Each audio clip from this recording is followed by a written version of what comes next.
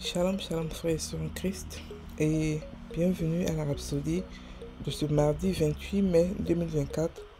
Rhapsodie écrite par le pasteur Chris Oyakilome. La lecture vous est offerte par les vérités de l'Évangile. Le thème d'aujourd'hui est nos avocats. Alléluia. Et le verset est pris de 1 Jean 2 verset 1 qui nous dit: Mes petits enfants, je vous écris ces choses afin que vous ne péchiez pas.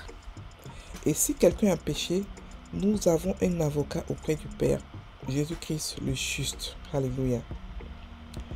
Certains ont dit que depuis que Jésus est monté au ciel, il supplie le Père en notre faveur d'avoir pitié de nous et de nous pardonner nos péchés. C'est absolument absurde. Si c'est ce qu'il a fait, si c'est ce qu'il fait depuis qu'il est monté au ciel, pourquoi alors est-il venu mourir pour nos péchés en premier lieu? Jésus-Christ est notre avocat, mais pas auprès du Père. Il est notre avocat du côté du Père. Il n'apporte pas d'argument au Père pour le convaincre de ne pas nous punir, non. Il est l'avocat du Père nommé par le Père pour notre compte. C'est lui qui nous aide à insister sur ce qui nous appartient. Il veille à ce que nous marchions dans la réalité vitale de tout ce que sa mort, son enterrement et sa résurrection ont achevé pour nous. Le Père n'est pas contre nous. Il a plutôt employé Jésus comme notre avocat contre nos accusateurs. Alléluia. Imaginez que vous avez une affaire dans laquelle un accusateur vous accuse d'une infraction et que votre Père engage le meilleur avocat pour vous défendre. Jésus-Christ est cet avocat. Et il vous défend pas de la colère du Père, car Dieu n'est pas votre accusateur. Nous ne sommes pas destinés à la colère. Car Dieu ne nous a pas destinés à la colère, mais à l'acquisition du salut par notre Seigneur Jésus-Christ. On peut le lire dans 1 Thessaloniciens 5, verset 9. C'est le diable qui accuse le peuple de Dieu. Apocalypse 12, verset 10. Mais le Père a Jésus comme avocat. Mais saviez-vous que le Saint-Esprit est aussi votre avocat? Oui, il est. Et dans Jean 14, verset 16, Jésus dit: Et je prierai le Père et il vous donnera un autre consolateur. La version amplifiée classique nous donne 6 synonymes du mot consolateur, traduit en grec. Parakletos est l'un d'eux, avocat. Le Saint-Esprit est votre avocat conseiller pour la défense. Il ne se contente pas de nous observer depuis l'arrière-plan alors que nous sommes aux prises par les forces et par les circonstances qui nous assaillent. Il intervient juste au milieu des difficultés et prend les commandes avec nous. Il confronte nos adversaires. N'oubliez jamais ceci: Jésus est notre avocat auprès du Père, tandis que le Saint-Esprit est l'avocat du Père auprès de nous. Ainsi, il est un avocat au ciel et il est un autre avocat sur la terre, en nous et avec nous. Comment pouvons-nous perdre? Comment pourrions-nous être désavantagés? C'est impossible. Fin de la Rhapsodie. Alors, aujourd'hui, le pasteur nous parle de quelque chose de vraiment important. Parce que vous savez que la maturité vient par la vraie information, la bonne information. Ok? L'Église doit devenir mature. L'Église a 2000 ans. Elle ne peut pas rester avec les enseignements de bébé et croire qu'avec ça, elle va faire des exploits. On est le dernier tournant de l'Église. Donc, il faudrait que nous puissions avoir des informations précises pour appliquer la parole précisément, pour avoir des résultats précis qui vont choquer le monde à tel point qu'ils vont courir pour venir à Christ. Ok? Donc, ici, on nous dit que pendant longtemps, beaucoup nous ont fait croire, parce que beaucoup d'entre nous n'ouvrent pas la Bible, nous ont fait croire que Jésus était notre avocat auprès du Père. Comme si le Père avait besoin qu'on nous défende constamment. Tellement, c'est-à-dire que c'est en fait, quand tu comprends que la relation, l'intimité, l'amour que le Père a, beaucoup ne l'ont pas compris. L'amour que le Père a pour nous, beaucoup ne l'ont pas compris. Et non seulement l'intimité qu'il est venu créer, la communion qu'il est venu nous donner avec lui, beaucoup ne l'ont pas. Ok? C'est la raison pour laquelle ils ne le connaissent pas intimement. Qu'est-ce qu'ils ont? Ils ont des prétentions, ils ont des présomptions. Ok? Ils ont des suppositions. Ils se disent que Dieu pense comme un humain. Donc ils ont pris l'humanité de l'homme et ils ont transposé ça sur Dieu. Comme quoi il est là, il attend, c'est comme un bourreau. Chaque fois qu'on fait quelque chose, il tombe sur nous, il compte ça comme péché. Non. Jésus est venu nous faire découvrir la vraie identité du Père. Et il a dit que le Père est amour. Amour est son nom, l'amour est sa nature. Ok? Et Jean, si vous vous rappelez, Jean a dit quoi? Jean a dit que ils étaient choqués de voir qu'en lui, il n'y a point de ténèbres. Parce que eux aussi, comme nous, ils avaient été endoctrinés, menti comme quoi Dieu était un méchant Dieu. Parce que Moïse ne leur a pas montré le côté intime qu'il avait de Dieu. Il leur a montré les œuvres de Dieu, les actes. Donc ils ont cru que Dieu était Dieu méchant. Donc ils ont une autre image. Et quand ils ont vu Jésus, ils étaient choqués. Quand vous lisez 1 Jean, ils étaient choqués de dire qu'en lui, il n'y a point de ténèbres. C'était un choc pour eux parce qu'ils croyaient que c'était un Dieu qui se battait, qui était méchant, qui était comme ceci.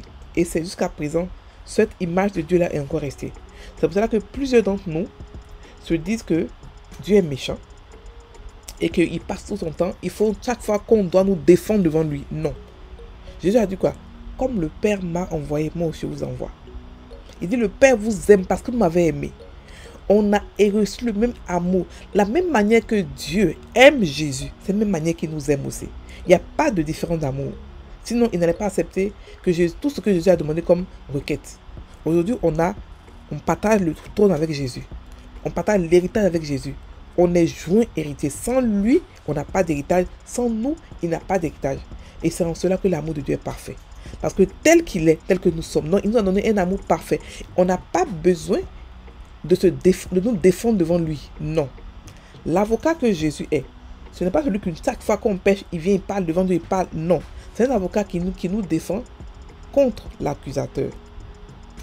C'est-à-dire que souvent, on peut faire des choses par ignorance qui fait que on ne peut être accusé de droit. Jésus dit non, il n'y a aucune condamnation pour lui. Parce qu'il est mon enfant. On ne parle pas mon enfant, on n'est pas l'enfant de Dieu, mais parce qu'il est mon frère. On n'est pas l'enfant de Jésus, mais on est l'enfant de Dieu, mais pas l'enfant de Jésus. Jésus est notre Seigneur. Ok? Donc, c'est en cela qu'il nous défend. Il ne nous défend pas pour dire, oh non, elle a péché, Dieu va la punir, Dieu va le punir, donc Seigneur, je t'en supplie, oublie, avec ça, qu'est-ce que j'ai fait? Vraiment, j'ai beaucoup souffert, pardonne-lui. Non. On n'a pas besoin de convaincre Dieu de nous aimer. Il nous aime déjà. Il nous aime déjà. Ok? Donc, ceux qui vous donnent ce genre d'informations, c'est parce qu'ils croient que Dieu est méchant. Ils n'ont pas d'intimité avec lui. Parce que quand tu le connais intimement, tu comprends comment est-ce qu'il est. Tu sais qu'il n'agit pas comme ça. Tu sais qu'il est complètement amour. Il est complètement amour. Pour ceux qui n'ont pas eu des parents qui les ont aimés, ils ne vont pas comprendre de quoi je parle. Parce que souvent, l'humain croit que l'amour se mérite. Ce n'est pas un amour qu'on a mérité. Ce n'est pas un amour qu'on a prié pour ça. C'est un amour qui nous a été offert gratuitement avec tout ce qui vient avec. Ok? Un amour inconditionnel. Même si on part en enfer, même si on refuse Dieu, il ne va pas cesser de nous aimer. On dit souvent que la mort n'arrête pas l'amour. C'est pareil. L'amour que Dieu a pour nous, il est profond, il est long, il est large, il est intense, il est vaste, il est haut. On ne peut pas le changer, on ne peut pas, et il est éternel. Ok? Donc, il n'a pas besoin qu'on nous défende devant lui. Non. Lui-même, il sait ce qu'il a déposé en nous. Lui-même, il nous aime, il nous a rendus parfaits. Ok? Donc, c'est ce que le pasteur aujourd'hui explique. Il explique que l'avocat que Jésus est, ce n'est pas pour nous défendre comme si Dieu était le juge pour nous le défendre. Non. L'avocat que Jésus est, c'est pour nous défendre contre nos accusateurs. Pour dire que, à cause du sacrifice, quelle que soit l'accusation, ils ne sont pas accusés. Ils ont toujours la victoire. Ok? Le pasteur nous explique quelque chose. Il nous explique que on a aussi un autre avocat, qui est le Saint-Esprit.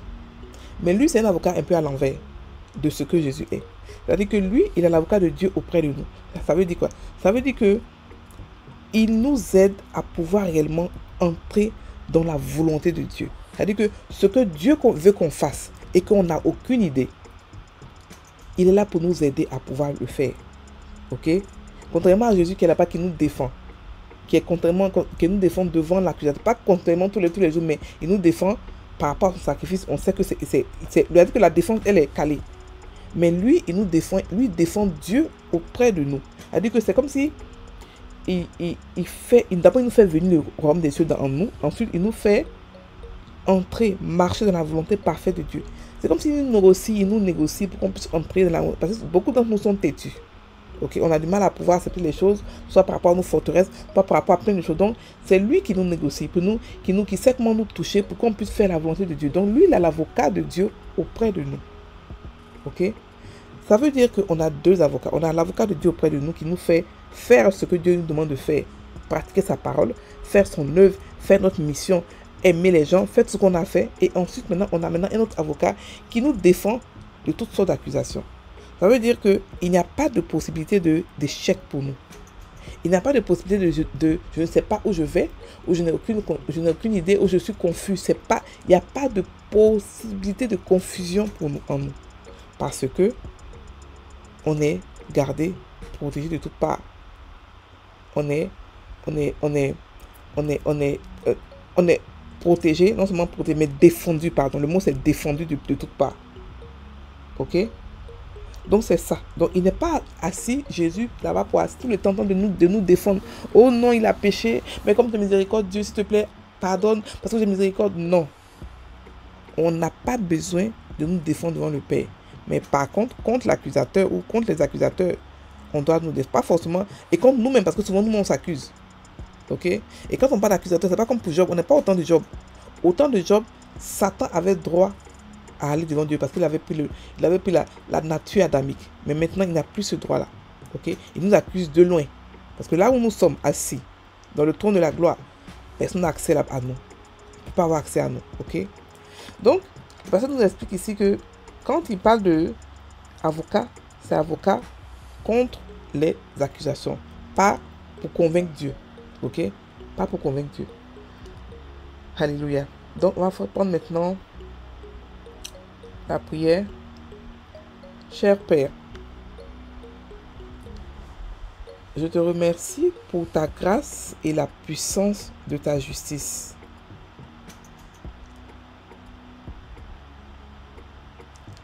À l'œuvre en moi.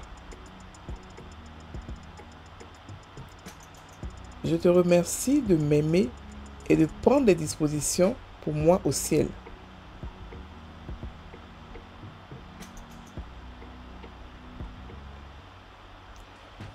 Et sur la terre pour que je vive sans condamnation ni accusation.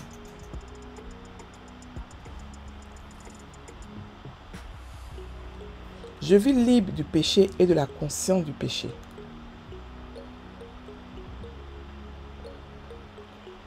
Et je produis des fruits de justice. Je manifeste l'amour du Christ aujourd'hui et toujours. Au nom de Jésus. Amen. Frères et sœurs en Christ, passez une bonne journée. N'oubliez pas de visiter notre école, Monac avec 2 N. Vous pouvez vous inscrire il y a des cours gratuits de biblique. Et on aura bientôt des cours d'entrepreneuriat et de développement personnel. Soyez bénis.